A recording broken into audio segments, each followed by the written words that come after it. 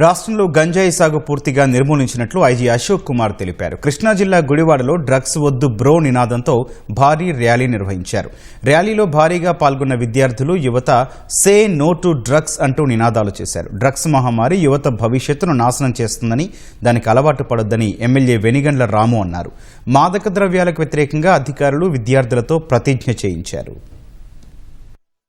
రాష్ట్రంలో పూర్తిగా ఇప్పుడు గంజాయి సాగు అనేది పూర్తిగా ఈ ఈగలు పోలీస్ శాఖ కలిపి పూర్తిగా నిర్మూలించారు.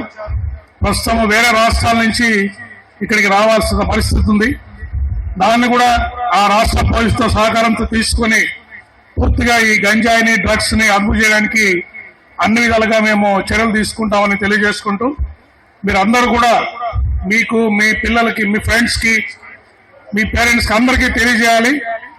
ఈ say no to drugs, yes to life అనే క్యాంపెయిన్ ని మీరందరూ ముందుకు తీసుకెళ్లాలని కోరుకుంటూ సెలవు తీసుకుంటున్నాను. Thank you.